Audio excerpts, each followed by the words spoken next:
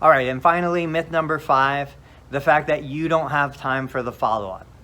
All of it comes down largely to this main idea. You don't have time for the follow-up because you're busy with patient care, rightfully so. That's what you do best. That's what you want to do. That's why you went into business for yourself in many cases.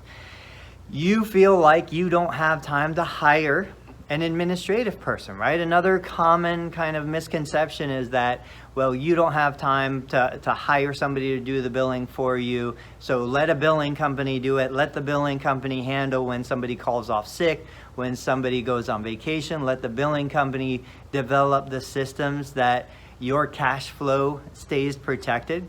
But the reality is somebody is gonna have to deal with HR. Somebody's going to have to hire these people, and I would rather you have the control over the person than a billing company who has zero vested interest in your success have control over the billing person.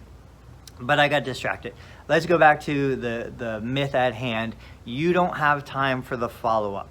So looking at revenue models and looking at the fact that if you're expecting, I'm expecting $100 in reimbursement per visit, and my billing company is going to take 5% of that.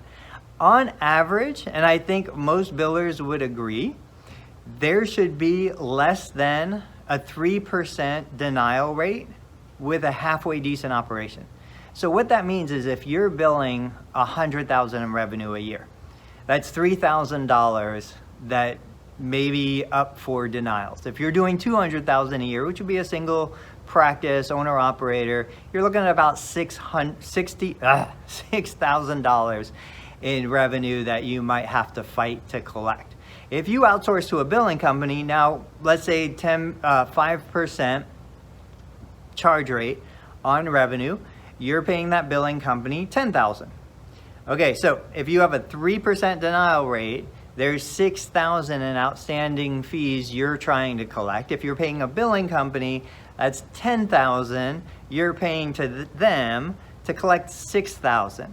It doesn't make sense. The math doesn't add up, right? You could literally never follow up on any of the $6,000 that is involved in those denied claims, and you would still come out $4,000 ahead. That $4,000 could go to paying a small portion of an administrative staff's salary to handle the billing and collections operation.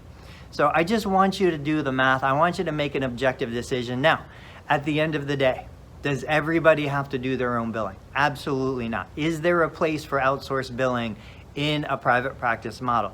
Absolutely yes. But I would caution you to say, and look at it critically and say, okay, if as therapists, we tend to be conservative by nature. That's why we became therapists and we didn't go straight into business. So I understand that need for security. And that being the case, I'm going to ask you to consider the ultimate security plan, which is you understand the billing process, you participate in the billing process, you do the billing process for a little while before you outsource it.